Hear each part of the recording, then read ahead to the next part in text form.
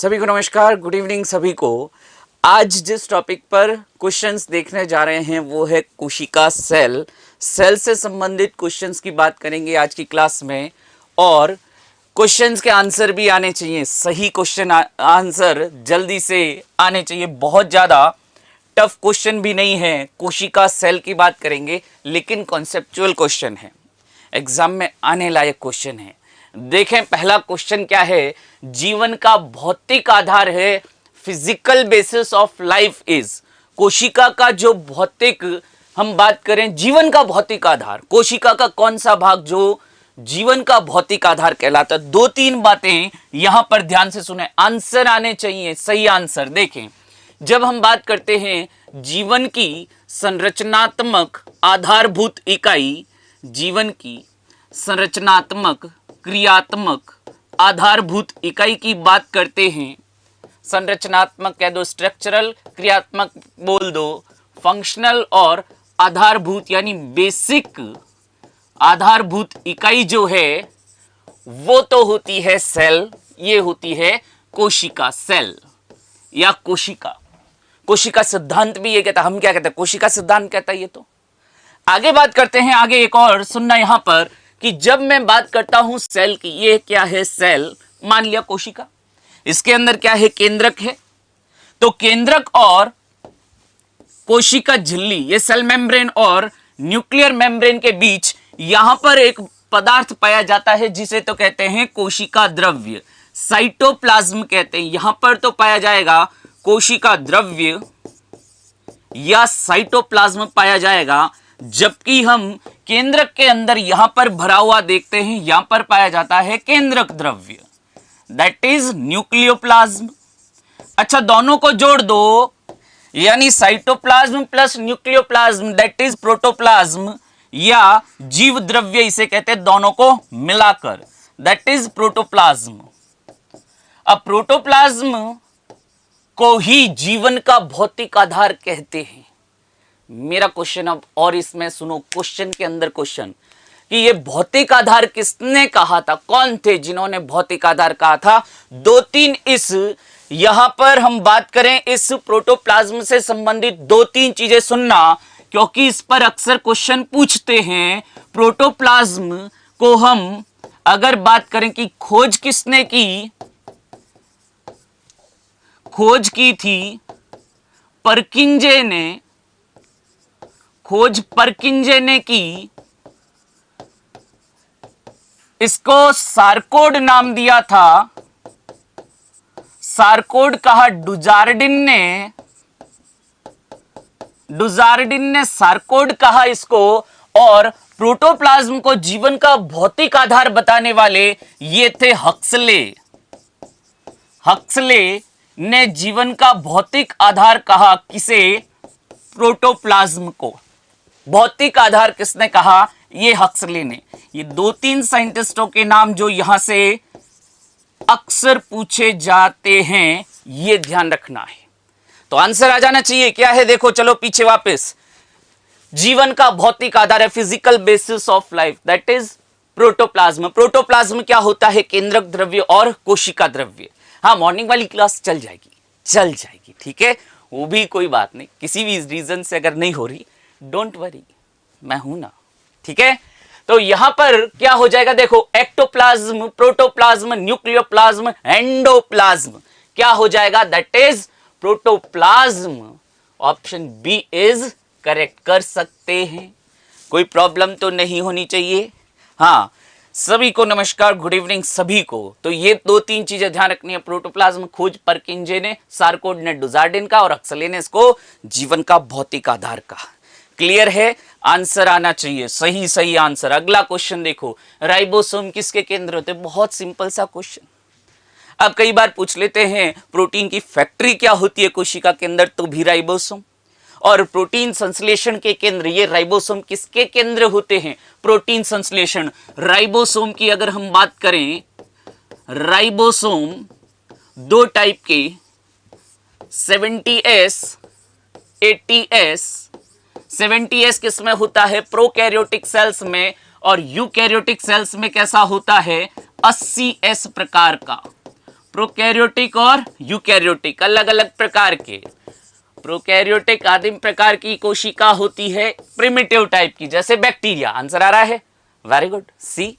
अच्छा लगता है जब आंसर सही होता है, ये चीजें कॉन्फिडेंस बूस्ट करती है, जिससे हमें बनाकर रखना है। खैर, शोषण का स्थल तो हम देखते हैं, या तो बोल दो साइटोप्लाज्म, वहां पर होता है ग्लाइकोलाइसिस, और माइटोकॉन्ड्रिया के अंदर होता है क्रेब्स चक्र। अगला है प्रकाश संश्लेषण। प्रकाश संश्लेषण की स्थल की हम बात करें, होता है हरित लवक, क्लोरोप्लास्ट होता है। प्रोटीन संश्लेषण, एग्जैक्टली, प्रोटीन संश्लेषण कौन करता है? ये राइबोसोम। आंसर सी आया है ना, वेरी गुड, बहुत अच्छा।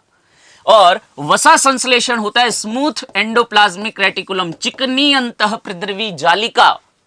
कोशिका के अंदर वसा संश्लेषण का जगह होती है, वसा का संश्लेषण होता है स्मूथ एंडोप्लाज्मिक रेटिकुलम। क्लियर है? नेक्स्ट बात करें, ऑप्शन क्या हो जाएगा? सही आंसर हो जाएगा सी। नेक्स्ट क्वेश्चन पर चलते हैं, जल्दी से देखो, आंसर आने चाहिए भाई। कोशिका सिद्धांत कहता, क्या कहता है कोशिका सिद्धांत? कोशिका सिद्धांत श्लीडेन और श्वान ने दिया था। दो अलग अलग वैज्ञानिक थे। श्लीडन की अगर मैं बात करूं, ये थे वनस्पति विज्ञानी, बॉटेनिस्ट थे, वनस्पति विज्ञानी श्लीडेन। और श्वान की बात करूं तो श्वान थे जंतु विज्ञानी, यानी जूलॉजिस्ट थे, जंतु विज्ञानी, जंतु विज्ञान का अध्ययन करते थे। और इन्होंने कोशिका सिद्धांत दिया 1838 में। 1838 में दो बातें कोशिका सिद्धांत की। क्या? आंसर आपके आने चाहिए, मैं तो इधर समझा रहा हूं, साथ साथ उधर आंसर टिकाते रहना, ठीक है? तो पहला स्टेटमेंट क्या है कोशिका सिद्धांत का? कि सभी जीव, चाहे कैसे भी हो, एक कोशिकीय जीव हो या बहुकोशिकीय हो, सभी जीवों का निर्माण हम देखते हैं किससे होता है? कोशिका से। तो पहला स्टेटमेंट, सभी सजीव, ऑल लिविंग ऑर्गेनिजम्स, ऑल सजीव, सभी सजीव सेल्स कोशिकाओं से मिलकर बने। अब ये कोशिका एक हो सकती है, बहुकोशिकीय हो सकती है, से मिलकर बने। दूसरा क्या कहता है? कि शरीर की या जीवन की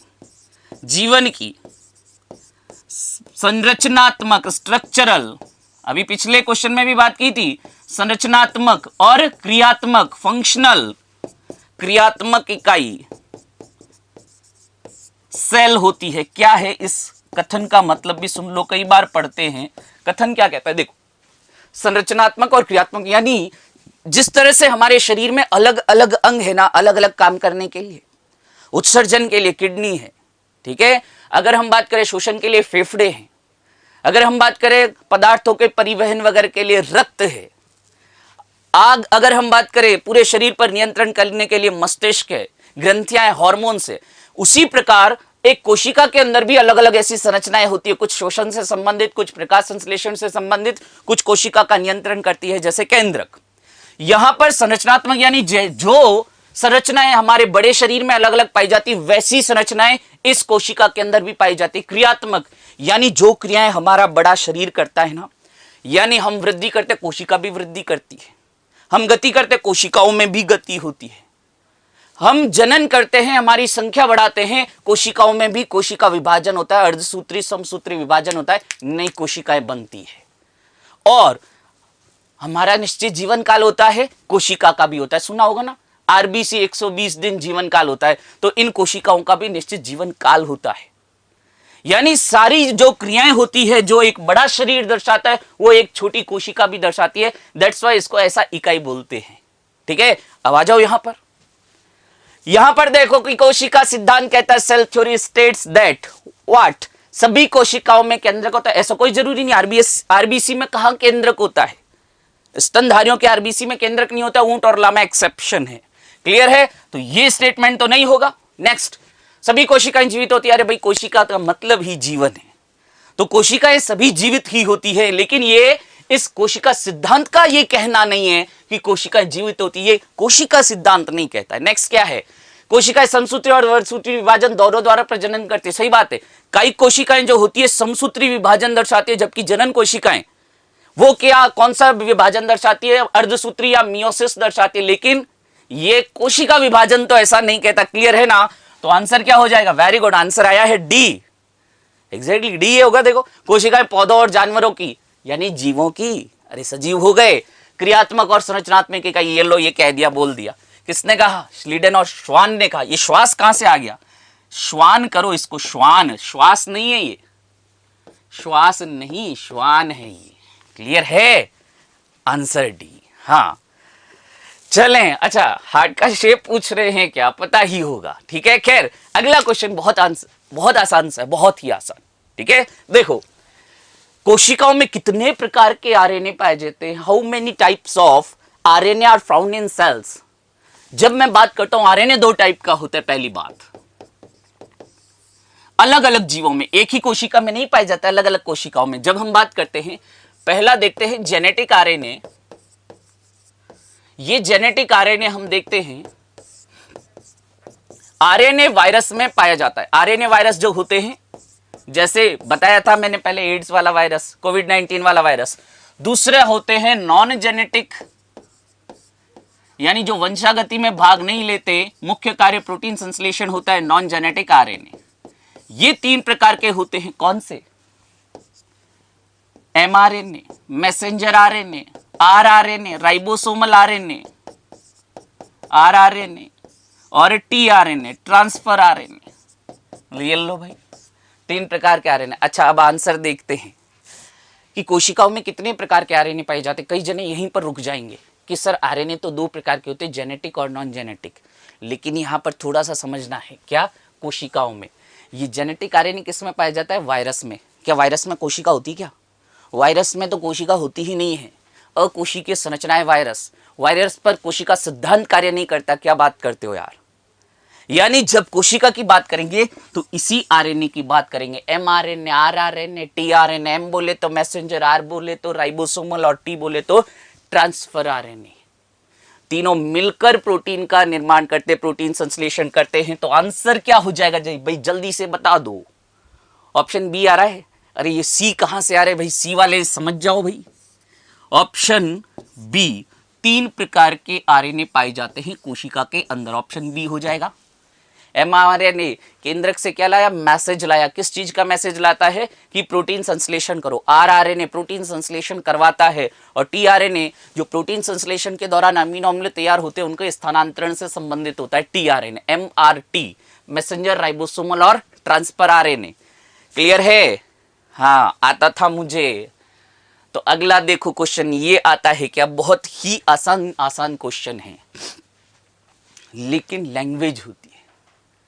लैंग्वेज कई बार इस तरह से आ जाती है कि एग्जाम में वो हमें ऐसा दिखा। अच्छा हाँ वेरी गुड। एड्स की वैक्सीन इसलिए नहीं बनी क्योंकि एड्स की बीमारियों का घर कहता है, अभी वैक्सीन नहीं बनी। अरे भाई बीमारियों का घर कहते उससे एड्स की वैक्सीन को क्या लेना देना? मैंने कल आपको क्वेश्चन पूछा था कि एड्स की वैक्सीन क्यों नहीं बनी है। पता करो भाई, पता करो। छोटी छोटी चीजें होती है लेकिन ये कॉन्सेप्ट होती है। क्लियर है? हाँ अरे भाई मैं कैसा भी पढ़ा हूं डजेंट मैटर, बट आपको समझ में आना चाहिए। क्लियर है?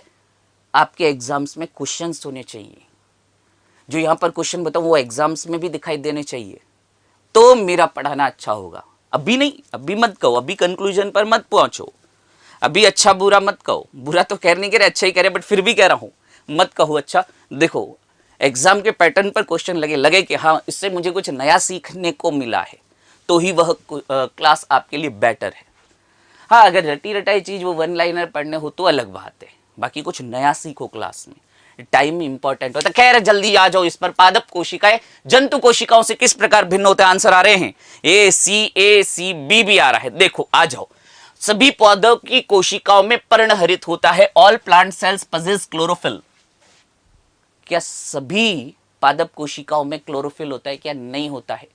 जड़ों की कोशिकाओं में पर्णहरित नहीं होता है, वहां पर ल्यूकोप्लास्ट होता है, यानी अवर्णी लवक पाया जाता है। ये क्लोरोफिल या पर्णहरित जो है सभी में नहीं पाया जाता। सभी कोशिकाओं में तो नहीं पाया जाता ना। जड़ों की कोशिकाओं में कहां होता है? जड़ों में नहीं पाया जाता। नेक्स्ट, पादप कोशिकाएं बड़ी होती। अरे भाई ये जंतु कोशिकाएं भी बड़ी हो सकती है, जंतु कोशिकाएं छोटी भी हो सकती है। आकार के आधार पर दोनों में ज्यादा विभाजन या अंतर नहीं कर सकते। नेक्स्ट क्या है? पादप कोशिकाओं में कोशिका भित्ति कठोर होती है। प्लांट सेल्स है वह रिजिड सेल वॉल। एग्जैक्टली ये कठोर कोशिका भित्ति पाई जाती है, केवल पादप कोशिका में, जंतु कोशिका में भित्ति नहीं होती है। और ये भित्ति हम बात करें पौधों के अलावा कवकों में भी पाई जाती है, और कवकों के अलावा हम बात करते हैं बैक्टीरिया के अंदर भी कोशिका भित्ति होती है। लेकिन जंतु कोशिका, यही पूछा ना अंतर किससे, जंतु कोशिका। Plant cells differ from animal cells in one of the following important ways, किस अंतर में? तो यहां पर यह है, इनके पास रिजिड सेल वॉल होती है, जबकि जंतु कोशिका में रिजिड सेल वॉल, दृढ़ या ठोस या कठोर कोशिका भित्ति नहीं हो पाती है। क्लियर है? तो आंसर क्या हो जाएगा? Option C. अच्छा, चौथा भी देख लो, पादप कोशिका इतनी विशिष्ट, यानी plant cells are not specialised, क्यों नहीं होती? अलग अलग पादप कोशिकाएं अलग अलग कार्य करने के लिए विशिष्ट होती है ना, स्पेशलाइज्ड होती है ना। कोई कोशिकाएं हम देखते हैं प्रकाश संश्लेषण में ज्यादा भाग ले रही है, तो जड़ों की कोशिकाएं खाद्य पदार्थों, भोजन का संग्रहण करती है। अलग अलग हो गए ना, स्पेशलाइज्ड हो गए ना। ठीक है, तो एग्जैक्टली आंसर क्या हो जाएगा? सी हो जाएगा। था तब बहुत सिंपल सा क्वेश्चन था, लेकिन यहां पर कंफ्यूज हुए हैं कई जने। ऑप्शन ए बी सी में कंफ्यूज हुए हैं, आंसर अलग अलग आए थे। अभी भले ही सबका सी आ रहा है। आगे बात करें, इस बात पे ध्यान ही नहीं गया कि जंतु में कोशिका भित्ति नहीं होती। अरे भित्ति नहीं होती है जंतु कोशिका में, और ये तो बहुत बड़ी ध्यान देने की बात है। क्लियर है? तो आगे बात करें, नेक्स्ट क्वेश्चन। एटीपी का निर्माण होता है, the ATP is formed in, किनके अंदर एटीपी का निर्माण होता है? बहुत अच्छा क्वेश्चन है, सीधा न पूछ के थोड़ा सा घुमाकर पूछ लिया। तो एटीपी निर्माण, एटीपी बोले तो एडिनोसिन ट्राइफॉस्फेट ऊर्जा की मुद्रा। एडिनोसिन ट्राइफॉस्फेट दैट इज ऊर्जा की मुद्रा। एडिनोसिन ट्राइफॉस्फेट ऊर्जा की मुद्रा, currency of energy, currency of energy, ऊर्जा की मुद्रा। जो हमारी कोशिका में ऊर्जा की हम बात करते हैं एटीपी के रूप में, कि कितने एटीपी बने, कार्बोहाइड्रेट, वसा, प्रोटीन ऊर्जा देते, और उस ऊर्जा की गणना किस में करते हैं? ये एटीपी के रूप में करते हैं। और ये एटीपी का निर्माण कहां हुआ, ये पूछा है। आंसर देखें, हाँ, माइटोकॉन्ड्रिया, राइबोसोम, गाल्जी का है, माइटोकॉन्ड्रिया आंसर आ रहा है ज्यादातर जनों का। तो एग्जैक्टली यही आंसर है। कॉन्फिडेंट रहा करो, हाँ माइटोकॉन्ड्रिया, कैसे नहीं होगा भाई? माइटोकॉन्ड्रिया को कोशिका का शक्ति गृह कह देते हैं। शक्ति यानी ऊर्जा देना, और ऊर्जा कहां से आती है? एटीपी से। यानी एटीपी कहां से, एटीपी का निर्माण कहां होता है? माइटोकॉन्ड्रिया में। ठीक है, क्रेब्स चक्र होता है यहां पर। और भी सुनो, कुछ एटीपी का निर्माण, थोड़े से एटीपी का निर्माण ग्लाइकोलाइसिस के द्वारा कोशिका द्रव्य में भी होता है, लेकिन फिर भी आंसर हमें क्या देना है? माइटोकॉन्ड्रिया। क्लियर है? कर सकते हैं ना? Option C is correct. ये सारी चीजें मैं फिर कह रहा हूं, सारी चीजें पढ़ी हुई रहती है, बस थोड़ा सा घुमा दिया क्वेश्चन, फिर दिक्कत हो जाती है। हाँ, अगर मैं सीधा पूछता ना कि कोशिका का शक्ति गृह किसे कहते हैं, तो मैंने कहा ना वो वन लाइनर वाली चीजें यहां नहीं है। एग्जैक्टली ज्ञान है यहां पर। नेक्स्ट, जीन का आवश्यक द्रव्य, द एसेंशियल जीन मटेरियल।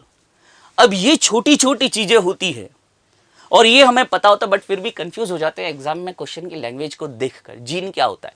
बात करूं अगर मैं जीन की, तो देखो ये कोशिका, कोशिका के अंदर क्या होता है? केंद्रक, केंद्रक के अंदर पाया जाता है डीएनए। ये डीएनए पाया जाता है, लंबा चौड़ा डीएनए पाया जाता है। अब इस डीएनए की जब मैं बात करता हूं, ये इस तरह से द्विकुंडलित मॉडल आपने देखा होगा, वॉटसन और क्रिक वाला, है ना। अब ये जो डीएनए, ये क्या करता है? हमारे लक्षणों का नियंत्रण करता है। हम कैसे हैं? ये डिपेंड करता है कि हमारे अंदर जीन कौन से, और ये जीन इस डीएनए के खंड होते हैं। पूरा डीएनए जो है ना, कभी भी पूरा डीएनए, ये मान लो पूरा डीएनए है ना, ये पूरा डीएनए कभी भी हमारे शारीरिक लक्षणों का नियंत्रण नहीं करेगा। डीएनए के छोटे छोटे भाग होते हैं, जैसे मान लो ये, फिर जहां जहां ब्लू कर रहा हूं ना, मान लो ये इतने इतने से भाग हैं। ये छोटे छोटे भाग जो होते हैं, इन्हें ही हम जीन कहते हैं। यानी जीन क्या है? एक तरह से डीएनए के खंड हैं, सेगमेंट्स ऑफ डीएनए, डीएनए के खंड जो हमारे लक्षणों का नियंत्रण करते हैं, हमारे लक्षणों का नियंत्रण करते हैं। हम कैसे हैं? हमारा जीन डिसाइड करेगा, लक्षणों का नियंत्रण करते हैं। तो आंसर क्या हो जाएगा भाई? पहला ऑप्शन है डीऑक्सीराइबोन्यूक्लिक अम्ल। चलो इसका पूरा नाम दे दिया डीएनए का, क्या दिया है? डीऑक्सीराइबोन्यूक्लिक अम्ल। दूसरे भी क्या है? आरएनए। देखो आरएनए प्रोटीन संश्लेषण, वंशागति तो डीएनए पर छोड़ दो। वसा और प्रोटीन, वसा और प्रोटीन से कई हम बात करें कि कोशिका झिल्ली का निर्माण होता है, लिपोप्रोटीन। केवल प्रोटीन से भी इनका निर्माण नहीं होता है। एड्स रोग प्रतिरोधी डब्ल्यूबीसी को नष्ट कर देता है। चलो ठीक है कर देता है, लेकिन उसका वैक्सीन तो बनना चाहिए, क्यों नहीं बना? हाँ तो आंसर क्या हो जाएगा भाई? Deoxyribonucleic acid, that is DNA. Option A is correct.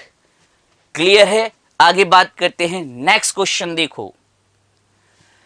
कोशिका झिल्ली नियंत्रण करती है, प्लाज्मा मेम्ब्रेन्स कंट्रोल्स। कोशिका झिल्ली जो कोशिका में पदार्थ आते जाते हैं, चाहे वह जल हो, चाहे कोई जल में घुले हुए विलेय पदार्थ हो, चाहे जल में अघुलनशील पदार्थ हो, यानी हम बात करते हैं जो कोशिका झिल्ली या सेल मेम्ब्रेन या प्लाज्मा मेम्ब्रेन कह देते हैं, जिसे सेल मेम्ब्रेन कह दो या प्लाज्मा मेम्ब्रेन कह दो। इसके लिए सुनना, बहुत इंपॉर्टेंट बात बता रहा हूं। इसकी प्रकृति कैसी होती है? चयनात्मक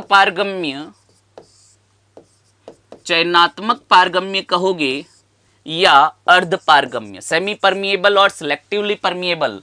अर्ध पारगम्य होती है या चयनात्मक पारगम्य होती है? ये मेरा क्वेश्चन भी है आपसे, आंसर भी मैं साथ साथ देता रहूंगा। तो ध्यान रखना, जल अवशोषण, कोशिका से अंदर और बाहर जल और विलेय का गमन, कोशिका में जल और विलेय का गमन, यानी कोशिका के अंदर, केवल अंदर।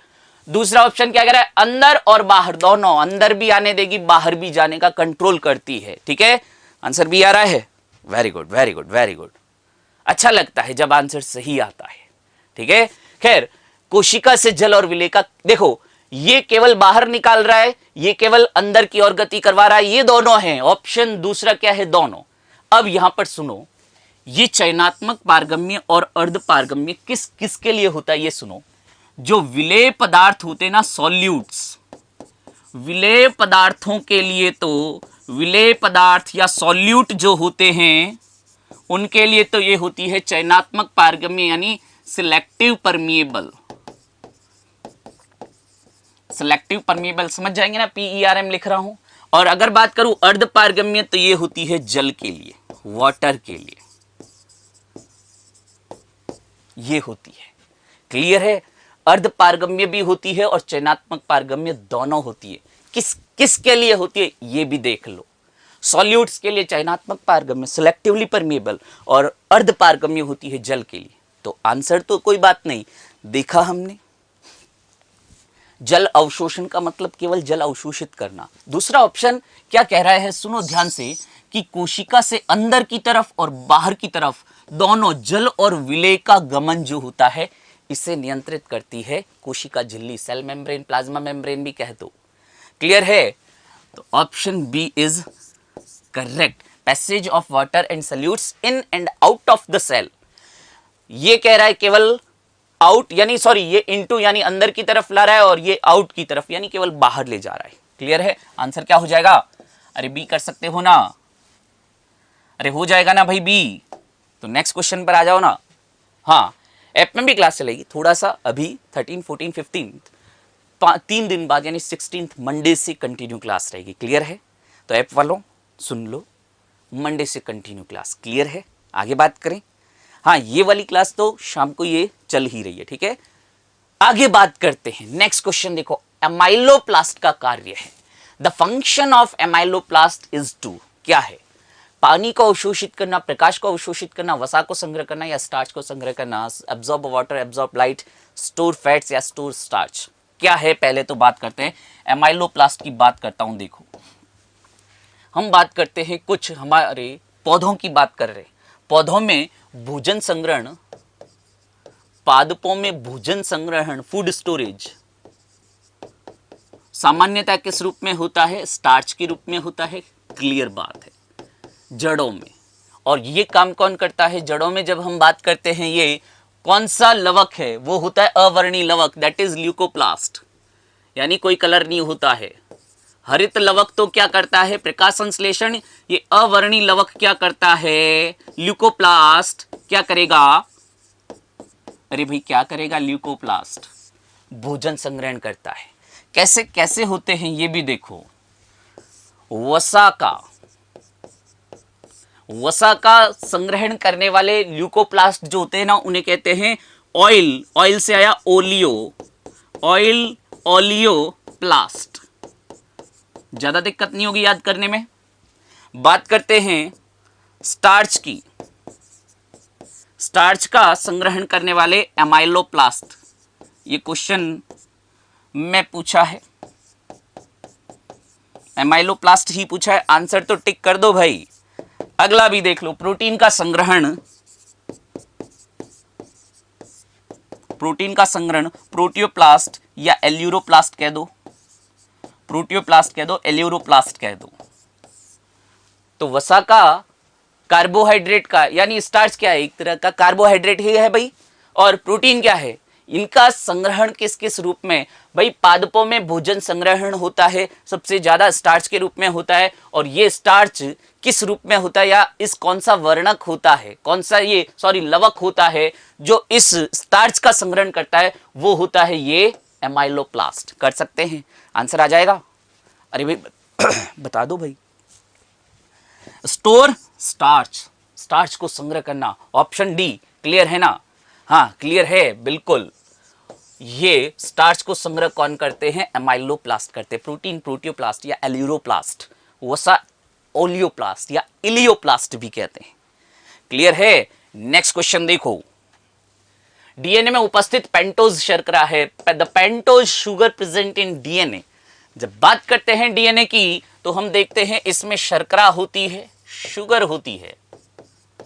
हम इसमें बात करते हैं नाइट्रोजनिक क्षार होते हैं, नाइट्रोजनस बेसेस होते हैं, और साथ में हम देखते हैं फॉस्फेट समूह होता है, फॉस्फेट समूह पाया जाता है। कौन सी शर्करा, आंसर आ रहा है क्या? अरे भाई आंसर टिका दो, ये तो बहुत आसान है। डीएनए देखो जल्दी से कि डीएनए में शर्करा की बात करें, 5 कार्बन युक्त डीऑक्सीराइबोज। भाई पेंटोज क्यों कहा, क्योंकि कार्बन कितने होते हैं, 5। डीऑक्सीराइबोज शर्करा, डीऑक्सीराइबोज शर्करा दैट इज डीएनए। डीएनए का नाम ही इस डी राइबोज शर्करा के ऊपर पड़ा, आंसर हो जाएगा बी। क्लियर है। अरे भाई राइबोज तो किस में पाया जाता है, आरएनए। डीऑक्सीराइबोज पाया जाता है ये डीएनए में स्यूक्रोज। स्यूक्रोज एक डाइसेकेराइड है। क्लियर है। और उपयुक्त में से कोई नहीं, ये तो होगा नहीं डी, तो आंसर हमारा क्या रहेगा, बी रह जाएगा। नाइट्रोजनिक क्षार कौन कौन से होते हैं, purine, pyrimidine, adenine, guanine that is purine, cytosine, thymine that is pyrimidine होते हैं। कर सकते हो ना, आंसर बी आ जाएगा। नेक्स्ट क्वेश्चन पर आ जाओ। शरीर में गुणसूत्रों का संबंध किससे, chromosomes are concerned with the. शरीर में हमारे देखते हैं कि हमारे शरीर में गुणसूत्र किससे संबंधित होते हैं, यानी आपसे पूछा है गुणसूत्र करते क्या हैं, गुणसूत्र का काम क्या है। हाँ, डीऑक्सीराइबोज शुगर। आगे आ जाओ, अगला देख लो भाई, शरीर का विकास यानी ग्रोथ ऑफ बॉडी। शरीर में श्वसन प्रक्रिया, respiration process in the body. शरीर में स्वांगीकरण यानी assimilation process in the body, या वंशानुगत लक्षणों का संचरण यानी ट्रांसमिशन ऑफ हेरेडिटरी कैरेक्टर्स। जल्दी से बताएं। हाँ आंसर आना चाहिए जल्दी से भाई, धमाधम आंसर टिकाओ। देखते हैं, शरीर का विकास, ग्रोथ ऑफ बॉडी, डीएनए का काम नहीं है, गुणसूत्रों का नहीं है। गुणसूत्रों का काम क्या होता है, वंशागति। ठीक है। और वंशागति, गुणसूत्र, वंशागति का गुणसूत्री सिद्धांत दो वैज्ञानिक, वंशागति इनहेरिटेंस का गुणसूत्री सिद्धांत, क्रोमोसोमल थ्योरी ऑफ इनहेरिटेंस। वंशागति का गुणसूत्री सिद्धांत किसने दिया भाई, 2 साइंटिस्ट थे, थियोडोर बोवेरी एंड वॉल्टर सट्टन।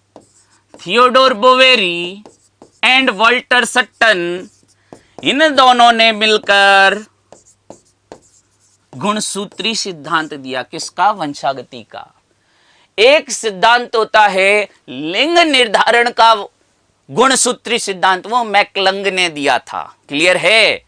अरे भाई, मनुष्य में 46 गुणसूत्र होते हैं ना, और 46 गुणसूत्रों पर हम देखते हैं हमारे सारे लक्षण होते हैं। ठीक है, यहां पूछा है शरीर में गुणसूत्रों का संबंध किससे है? वंशानुगत लक्षणों का संचरण, यानी माता पिता से जब हम बात करते हैं बच्चों में जो गुण आते हैं वो ये लाने वाले कौन होते हैं? ये गुणसूत्र। क्यों? क्योंकि गुणसूत्रों के ऊपर पाए जाते हैं जीन, और ये जीन किस क्रम में पाए जाते हैं? ये गुणसूत्र, इसके ऊपर ये लीनियर सीक्वेंस में यानी रेखीय क्रम में जीन पाए जाते हैं। और ये जीन क्या है? डीएनए के ही टुकड़े हैं। पहले भी क्वेश्चन में आज की ही क्लास में बताया है। डी कर लेंगे, आंसर डी हो जाएगा। हाँ, 23 पेयर कह दो या 46 कह दो, एक ही बात है। नेक्स्ट क्वेश्चन देखेंगे। समान या लगभग समान भुजाओं वाले गुणसूत्र कहलाते हैं। अभी जब मैंने यहां पीछे गुणसूत्र का डायग्राम बनाया तो ये पीछे बीच में एक मैंने गांठ लगा दी। ये गांठ, इसे कहते हैं सेंट्रोमियर होता है। यहां पर ये वाला भाग गुणसूत्र का कहलाता है सेंट्रोमियर या प्राथमिक संकुचन कहते हैं। ठीक है, अब ये सेंट्रोमियर इधर उधर हो गए ना तो गुणसूत्र की भुजाओं की लंबाई जो है वो चेंज हो जाती। कैसे? देखो, अगर सेंट्रोमियर बिल्कुल बीच में है इस तरह से, दो भुजाओं से ही बता रहा हूं, यानी दोनों भुजाओं की लंबाई बराबर होगी, ये कहलाता है मेटासेंट्रिक। मेटासेंट्रिक कहलाता है, मेटासेंट्रिक। अगर ये किसी एक भुजा के ज्यादा पास होगा, थोड़ा सा एक भुजा की तरफ सरका हुआ रहेगा, तो इसे कहते हैं सब मेटासेंट्रिक। सब मेटासेंट्रिक या कंसेंट्रिक। और अगर हम बात करें कि एक भुजा के बहुत ज्यादा ही पास हो जाता है, बहुत ज्यादा ही छोटी हो जाएगी, तो इसे कहते हैं एक्रोसेंट्रिक। एक्रोसेंट्रिक कहते हैं। और सबसे लास्ट में यानी बिल्कुल एक ही भुजा के बिल्कुल अंत में पाया जाता है, इसे कहते हैं टीलोसेंट्रिक। यानी ये सेंट्रोमियर की उपस्थिति जो होती है वो कहां पर है, इसके आधार पर हम देखते हैं अलग अलग प्रकार के गुणसूत्र आकृति के आधार पर। और ये आकृतियां हम देखते हैं कोशिका विभाजन की अवस्था होती है, प्रोफेज, मेटाफेज, एनाफेज। तो एनाफेज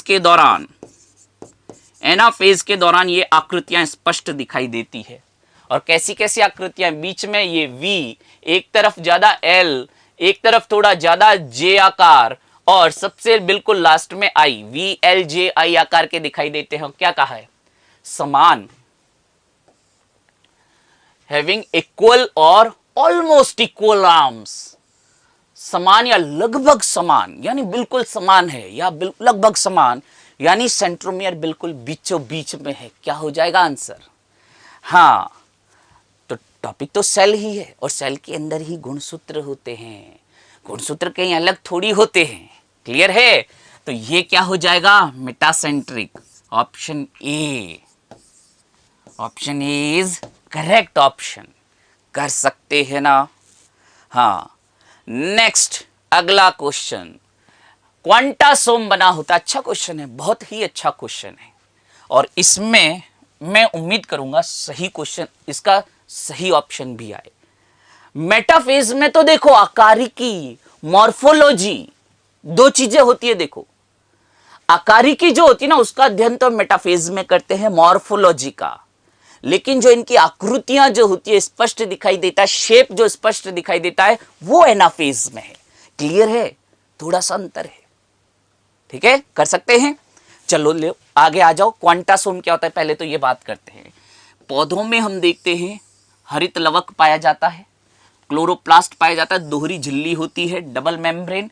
इसके अंदर हम क्या देखते हैं कि आंतरिक झिल्ली के कुछ वलन होते हैं जिन्हें थाइलेकॉइड कहते हैं। और ये थाइलेकॉइड जो होते हैं ना, एक के ऊपर एक इस तरह से सिक्कों के रूप में व्यवस्थित होते हैं, और ऐसी लाइनों को हम ग्रेना या ग्रेनम कहते हैं। ग्रेना या ग्रेनम कह देते हैं। ये लीजिए,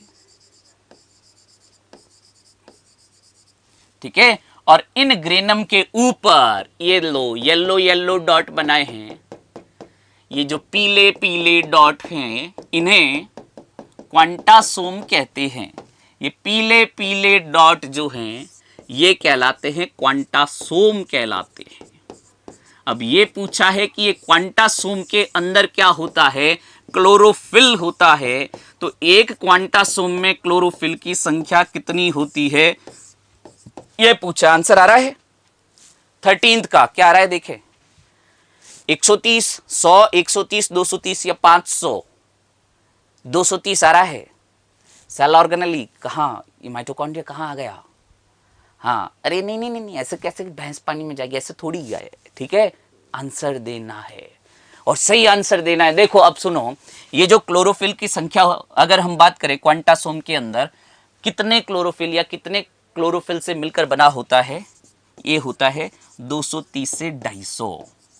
लो अब ऑप्शन चेक करो, 100, 130, 230, 500 दूर दूर हैं। अरे ऑप्शन भी काफी दूर दूर हैं तो दिक्कत नहीं होनी चाहिए कि सर आपने तो 230 से 250 लिखा, ऐसा तो ऑप्शन ही नहीं है। अरे भाई 230 तो है ना, 230 क्लोरोफिल मॉलिक्यूल्स कर सकते हो।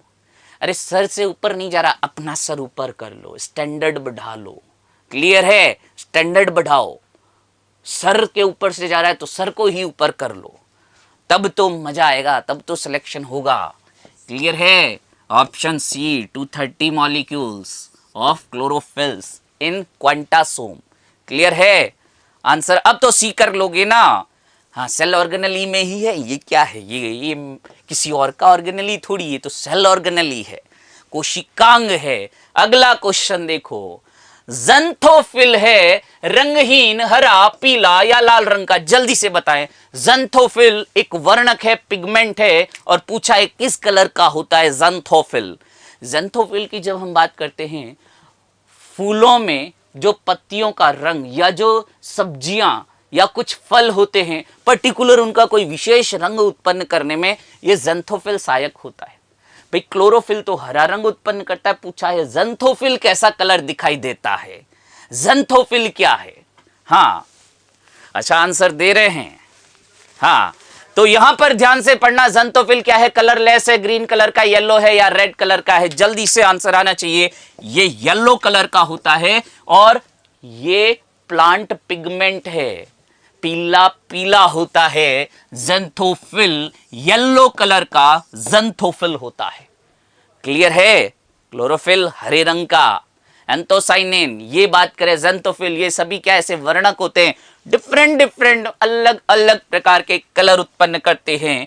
नेक्स्ट क्वेश्चन, सेंट्रोसोम सभी जंतु कोशिकाओं में पाए जाते हैं। Centrosomes are found in all animal cells. पादप कोशिकाओं में यह कभी नहीं पाया जाता, ब्रायोफाइट्स में पाया जाता, कभी कभी पाया जाता है, कभी कभी निम्न कोटि के पौधों शैवाल और कवक में पाया जाता है। आंसर लो जल्दी से आंसर। हाँ, लाइकोपीन, लाल रंग का लाइकोपीन, टमाटर, लाल मिर्च, इनमें पाया जाता है। चलो आंसर यहां पर दो। सेंट्रोसोम की अगर हम बात करें, ये सेंट्रोसोम केंद्रक में या केंद्रक के पास पाया जाता है और ये क्या करता है, हाँ ये क्या करता है, यहां पर देखो जल्दी से, ये ऐसा स्पिंडल का निर्माण करता है जो कि कोशिका विभाजन में सहायक करता है। ये तारककाय का काम होता है, किसका निर्माण, स्पिंडल फॉर्मेशन, स्पिंडल का निर्माण करना, ये इस तारककाय का काम है। जंतु कोशिकाओं में पाया जाता है, सामान्यतः सभी जंतु कोशिकाओं में पाया जाता है, लेकिन प्लांट सेल्स में एब्सेंट होता है। क्लियर है? देखे क्या कहा है, कभी नहीं पाया जाता। ब्रायोफाइट में पाया जाता है, कभी कभी पाया जाता है।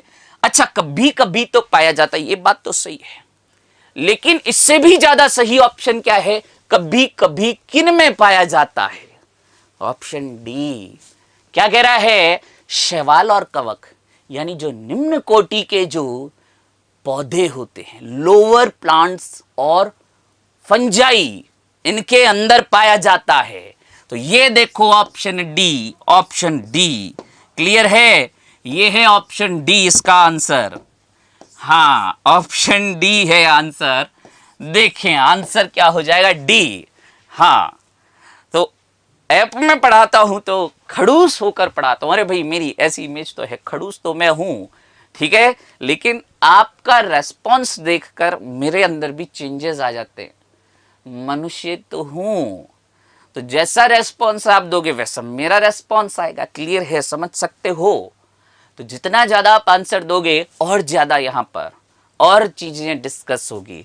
तो आंसर क्या हो जाएगा? डी। कभी कभी निम्न कोटि के पौधों में, जैसे हम बात करते हैं, शैवाल और कवक में भी पाया जाता है। कवक खैर पौधों में नहीं आता है, ठीक है।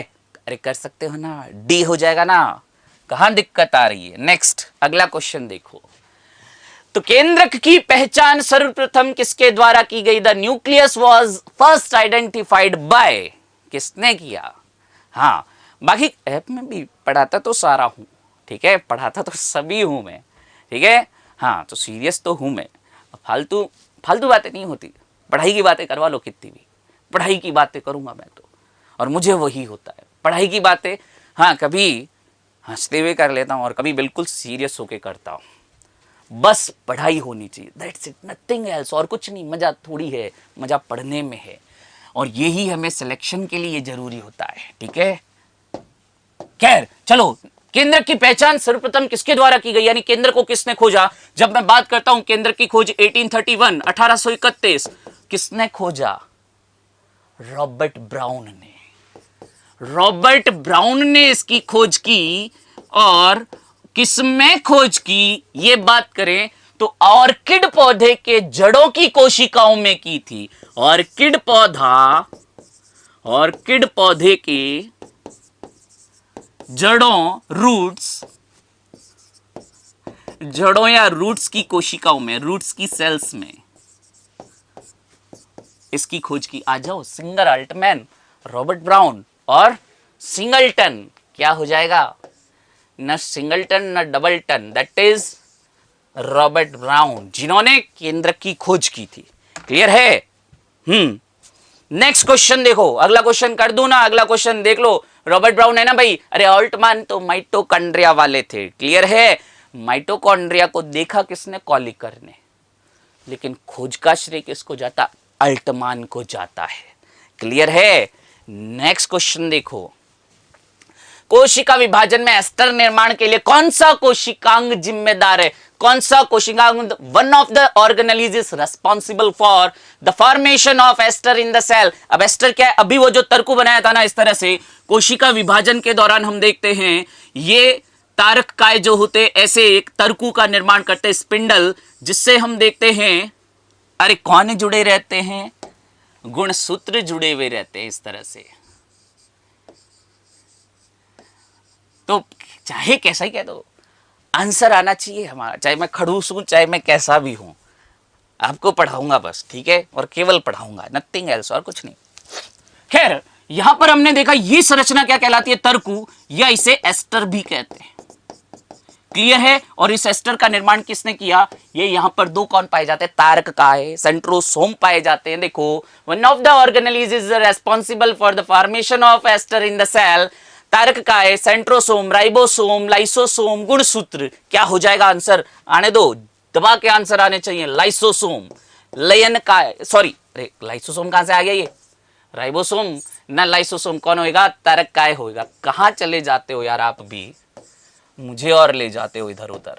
खैर, ऑप्शन ए तारक काय, सेंट्रोसोम, जो एस्टर का निर्माण करता है, ये तर्कु। क्लियर है? ये तर्कु का निर्माण, कोशिका विभाजन होता है ना, तब ये गुणसूत्रों में भी विभाजन फाड़ देते हैं। गुणसूत्रों को बीच में से देखो, एक पकड़ के इधर से खींच रहा है, ये कुछ रस्सियां सी दिखाई दे रही है, एक उधर पकड़ के खींच रहा है, तो एग्जैक्टली एक बेचारा गुणसूत्र एक हाथ और पैर इधर पकड़ के खींच रहा है, एक हाथ पैर इधर पकड़ के खींच रहा है, तो क्या हो जाएगा? बीच में से फट जाएगा। और ये काम कौन करता है? ये तारक काय, कोशिका विभाजन में सहायता करता है, एस्टर निर्माण। ऑप्शन ए सेंट्रोसोम हो जाएगा। क्लियर है? अरे भाई 17 कहां निकल गया? 17 कहां निकल गया? अच्छा, बीच में रह गया क्या? डबल टैप हो गया? कोई बात नहीं, ये कर लो, पहले ये कर लो, ये लो 18वां कर लो, कोशिका विभाजन, आंसर आ गया तारक काय। अब लो चलो वापस, 17वां रह गया ना, लो 17वां क्वेश्चन भी मस्त है, आंसर देखेंगे, 17वें का देखेंगे। हाँ, अभी आ गया 17 आ गया, ठीक है, वो डबल टैप कर दिया था इसलिए 16 से डायरेक्ट 18 चला गया। आ जाओ वापस 17 पर आ जाओ, क्या दिक्कत है? क्लोरोफिल ए का सूत्र है। क्लोरोफिल हम बात करते हैं पर्णहरित क्वांटासोम, क्वांटासोम के अंदर पाए जाते हैं पर्णहरित या क्लोरोफिल पाए जाते हैं। क्लोरोफिल ए क्लोरोफिल बी अलग अलग प्रकार के होते हैं। क्लियर है? तो देखो जल्दी से क्लोरोफिल का सूत्र बताओ मुझे। आ रहा है क्या आंसर? 17वें का अच्छा आ रहा है। वेरी गुड वेरी गुड, बहुत अच्छा आंसर दिया जिन्होंने।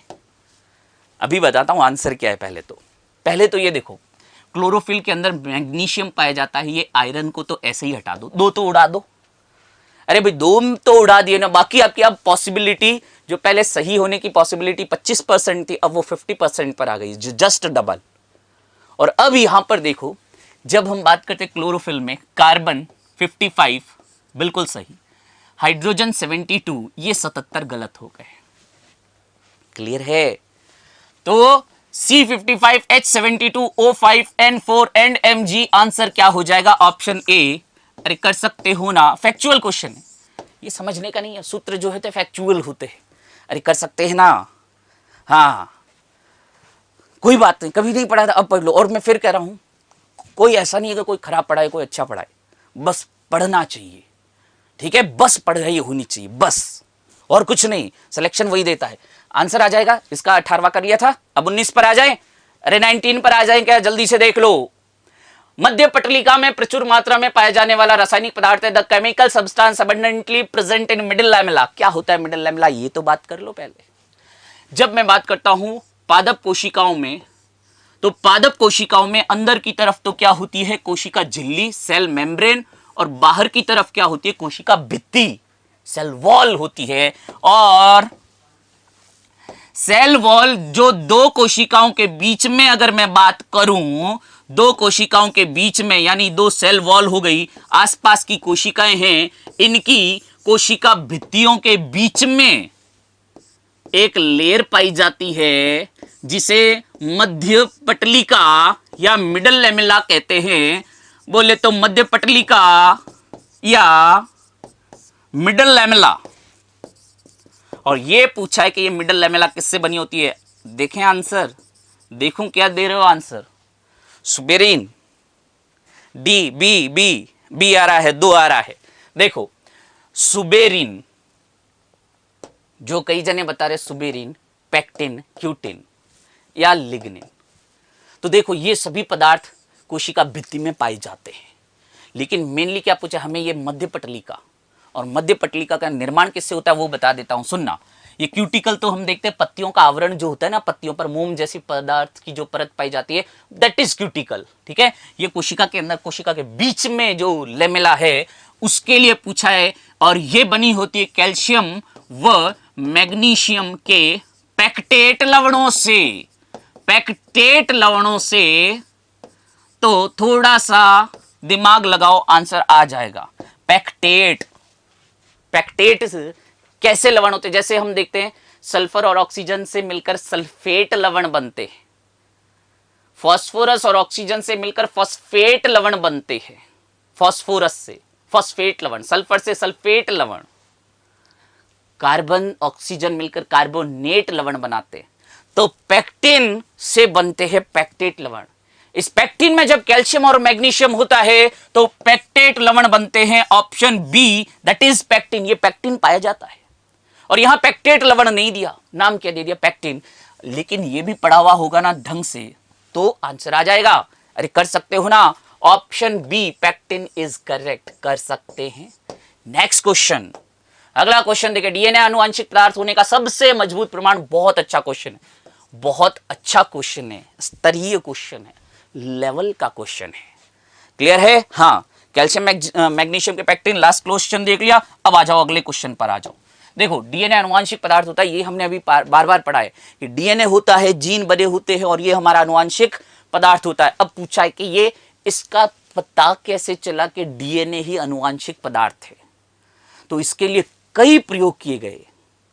बैक्टीरियोफेज वायरस, मैंने बताया था डीएनए पाया जाता है, और उस बैक्टीरियोफेज वायरस पर हर्शे और चेज ने, दो वैज्ञानिक थे, उन्होंने क्या किया? एक्सपेरिमेंट किया। बैक्टीरिया को इन्फेक्शन करता है। और भी ऐसे हम देखते हैं, ग्रिफिथ वगैरह ने भी ऐसे प्रयोग किए थे जिससे पता चला कि डीएनए ही आनुवंशिक पदार्थ है। ऑप्शन आ रहा है ए, ए, अच्छा ए आ रहा है क्या? देखें तो गुणसूत्र डीएनए से बने थे, सॉरी गुणसूत्र डीएनए से बने होते, लेकिन इससे अनुवांशिक पदार्थ होने का कोई ऐसा प्रमाण नहीं मिलता। प्रूफ कहां से लाओगे? देखें अगला, जीवाणु कोशिका का रूपांतरण सुनना। देखो हिंदी में यहां पर इस तरह से ऐसा ट्रांसलेशन है, लेकिन ध्यान रखना ट्रांसफॉर्मेशन ऑफ बैक्टीरियल सेल, किस तरह से बैक्टीरिया कोशिका में रूपांतरण होता है। मुझे पता था ज्यादातर का आंसर ए आएगा। कथन तो सही है, लेकिन ये इसका आंसर कारण ये नहीं है। और ये हर्शे और चीज ने दर्शाया था ऐसा एक्सपेरिमेंट करके, ठीक है। बैक्टीरियल सेल पर इन्होंने ऐसा ट्रांसफॉर्मेशन जैसा प्रयोग किया और तब पता चला।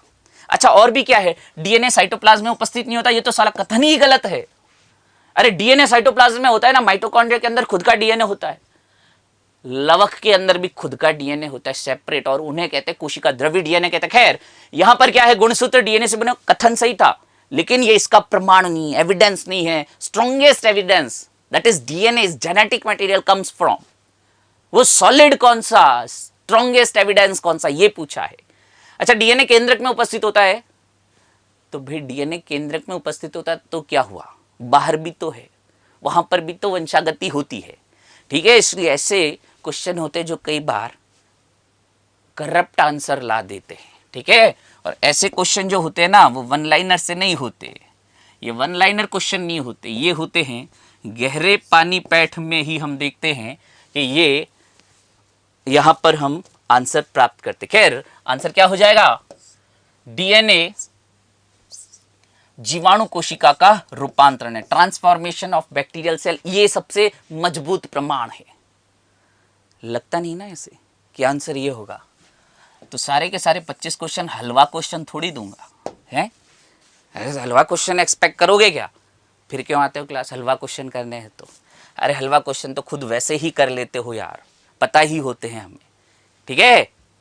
हाँ तो इसलिए हाँ चलो जयराम जी की कर लेते हैं। चलो कोशिका से कोशिका तक कोशिका द्रव्य की निरंतरता किसके द्वारा बनी रहती है? कंफ्यूज कर देता, कह क्या रहा है। कोशिका से कोशिका तक यानी दो कोशिकाओं के बीच जो पदार्थों का आवागमन होता है वो किसके द्वारा होता है? इतनी सिंपल सी लैंग्वेज को घुमा कर दे दिया।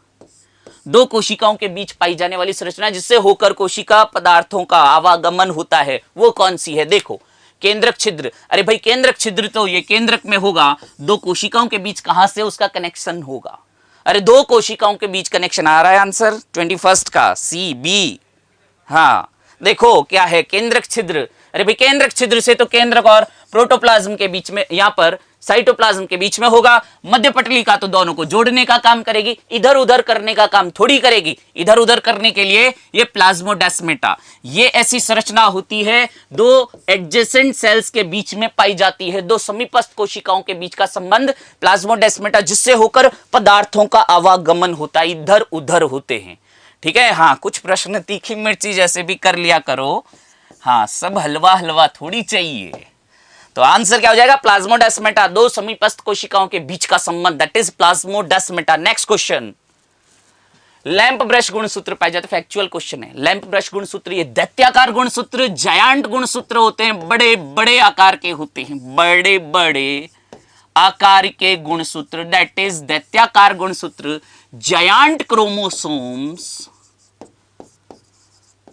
हाँ जायंट क्रोमोसोम्स। और ये हम देखते हैं कीटों की लार ग्रंथियों में पाए जाते हैं। सलाइवरी ग्लैंड्स ऑफ इंसेक्ट्स, कीटों की लार ग्रंथियों में खोजने वाले जो साइंटिस्ट थे बाल्बियानी और रकर्ट ने ऐसे गुणसूत्रों के बारे में बताया था। बाल्बियानी एंड रकर्ट। अरे क्लियर है ना? अब आ जाओ ऑप्शन देख लो, अब तो आंसर टिका दो भाई। मैंने तो आंसर लिख दिया है, इधर आंसर आ रहा है। हाँ अब आंसर आना चाहिए। तो देखो बिल्ली में नहीं, स्तनधारी में नहीं, उभयचर में नहीं। अगला क्या है? डिप्टेरा। अरे डिप्टेरा क्या आ गया? अरे कीटों का ही एक वर्ग है जिसे डिप्टेरा कहते हैं। द्विपंखी ऐसे कीट जो होते हैं इनकी लार ग्रंथियों में पाए जाते हैं। Option D. लो कीट ना देकर डिप्टेरा दे दिया, तो घबराना नहीं है, लार ग्रंथियां तो केवल एक ही दिया है ना, बाकी मस्तिष्क, जनन, डिम्ब ग्रंथि, लार ग्रंथि यानी brain, germ cells, ovarian cells, salivary glands किसमें है? कीटों की लार ग्रंथि। और कीटों का एक ये ग्रुप होता है जिसे क्या कहते हैं?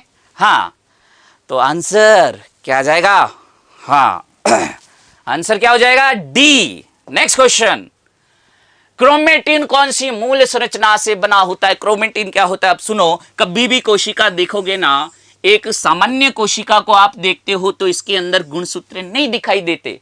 अरे गुणसूत्र कब दिखाई देते हैं? जब कोशिका विभाजन करती है, सेल डिवीजन करती है। अदरवाइज ये यहां पर ऐसे ऐसे ऐसे ऐसे उलझे उलझे धागे धागे होते हैं, और ये धागे धागे कहलाते हैं क्रोमेटिन कहलाते हैं। ये जो धागे होते हैं ये क्रोमेटिन के धागे कहलाते हैं। अरे है ना भाई, क्रोमेटिन के धागे। और ये क्रोमेटिन के धागे अगर हम बात करें, इसमें होता है हिस्टोन प्रोटीन। बहुत बहुत बहुत इंपॉर्टेंट है हिस्टोन प्रोटीन, और उसके चारों ओर लिपटा हुआ रहता है कौन? डीएनए। डीएनए हिस्टोन प्रोटीन के 8 अणु होता है, अष्टक, उसके चारों ओर लिपटा लिपटा रहता है। तो देखे आरएनए हिस्टोन के चारों ओर नहीं भाई, आरएनए की जरूरत ही नहीं है, डीएनए एग्जैक्टली डीएनए के चारों ओर लिपटे। ये नॉन हिस्टोन कहां से आया? हटाओ, हिस्टोन के चारों ओर लिपटे डीएनए, एग्जैक्टली आंसर सी हो जाएगा। अरे डी क्यों ला रहे हो भाई, बी क्यों ला रहे हो भाई? डीएनए के चारों ओर लिपटे नहीं, लिपटने का काम डीएनए का है, क्योंकि उसमें लिपटने जैसी ऐसी संरचना भी तो पाई जाती है, टेढ़ी मेढ़ी, ये लिपट सकती है। तो ऐसी संरचना होती है, वो लिपट जाएगी। या हम बात करते हैं ऐसे डीएनए जो हिस्टोन के 8 अणु होते हैं ना, इनके चारों ओर लिपटे रहते हैं ये लोग। ठीक है, आंसर क्या हो जाएगा? सी, ऑप्शन सी। कह रहे हैं रेलवे में नौकरी दिला दो। अरे भाई, ना मैं आपको दिला सकता हूं नौकरी, ना कोई और दिला सकता है आपको नौकरी, आपकी मेहनत दिला सकती है। क्लियर है? ओ शिट कह रहे हैं, नहीं भाई शिट नहीं कहना है। तो हिस्टोन के चारों ओर लिपटे डीएनए। नेक्स्ट क्वेश्चन देखो, अगला क्वेश्चन क्या है? व्यापक बहुरूपता। बहुत अच्छा क्वेश्चन है, इंपॉर्टेंट क्वेश्चन है। व्यापक बहुरूपता यानी the cell organelle which shows extensive polymorphism. व्यापक बहुरूपता प्रदर्शित करने वाला कोशिकांग है। बहुरूपता, अलग अलग रूप धारण करने वाला। बहुरूपिया, बहुरूपिया क्या होता है? कभी किसी का स्वांग धर लेता, कभी किसी का स्वांग धर लेता है, यानी अपना रूप बदलता रहता है। तो ऐसा कौन सा कोशिकांग है जो अपना रूप लगातार बदलता है? That is बहुरूपिया। क्लियर है? तो यहां पर देखो, पहला क्या है? राइबोसोम। भाई ये तो प्रोटीन संश्लेषण करता है। लयन का है lysosome, exactly that is lysosome. सबसे ज्यादा बहुरूपता, पॉलीमॉर्फिज्म दर्शाता है, अलग अलग प्रकार के रूप दर्शाता है। दैट इज आंसर क्या हो जाएगा? बी, लयन का है लाइसोसोम। कोशिका की आत्मघाती थैली नाम किसने दिया? नोविकोफ ने। और खोज किसने की? क्रिश्चियन डी डुवे ने की। कर सकते हैं, हरित लवक ऐसी पॉलीमॉर्फिज्म नहीं दर्शाता। ठीक है, क्लियर है? और लास्ट क्वेश्चन देख लो जल्दी से, फटाफट देखो। जीनोम का अर्थ है, ये जीनोम शब्द कई बार सुना होगा कि जीनोम होता क्या है। तो देखो, एक जीव के, कोई भी जीव ले लो, ऑर्गेनिज्म ले लो, चाहे एक कोशिके चाहे बहुकोशिके, एक जीव के सभी जीनों की कुल संख्या, दैट इज जीनोम। देखें ऑप्शन क्या है? एक द्विगुणित कोशिका के अंदर ही होगा, एक तो बात तय है ना, जीन कहां पर होंगे? कोशिका के अंदर ही होंगे। तो एक द्विगुणित कोशिकाओं में मौजूद जीनों की कुल संख्या, एग्जैक्टली हमारा आंसर ये ए होगा। दूसरे भी देख ले तो ऑप्शन क्या कहते हैं बेचारे, उनको भी सुन लो, कुछ तो कहते हैं। तो देखो यहां पर जीव का जीन प्रारूप, जीनोटाइप, ये तो जीन्स का अरेंजमेंट होता है। नेक्स्ट, युग्मक में उपस्थित गुणसूत्रों। अरे भाई गुणसूत्रों की संख्या तो फिक्स होती है 46। जीनों की संख्या देखने, जीनोम, एक जीव में उपस्थित गुणसूत्रों की कुल संख्या। युग्मक या जीव, गुणसूत्रों की संख्या नहीं, दैट इज केवल जीनों की संख्या है। आंसर क्या हो जाएगा? ऑप्शन ए कर सकते हैं। तो नेक्स्ट क्लास किसकी होगी अभी भी बता देता हूं। नेक्स्ट क्लास में सेल का पार्ट 2 करेंगे, कोशिका के और अच्छे अच्छे एग्जाम में आने लायक क्वेश्चन। तो बाकी बातें नेक्स्ट क्लास में। Thank you very much. 13 अगस्त का दिन बब्बर शेर निर्मल सर का जन्म दिवस, जो मेरे लिए, आप सभी के लिए और पूरे उत्कर्ष के लिए बड़ा खास दिन है, बड़ा दिल के करीब है। तो 13 अगस्त को जयपुर गोपालपुरा बाईपास पर विशाल रक्तदान शिविर का आयोजन किया जा रहा है उत्कर्ष की नई ऑफलाइन सेंटर पर। तो मैं और मेरा पूरा फूल पत्ती वाला परिवार इस दिन को सफल बनाएगा। तो आप सभी का इंतजार करूंगा और मुझे पूरा भरोसा है कि आप सभी जरूर आएंगे। तो आप सभी सादर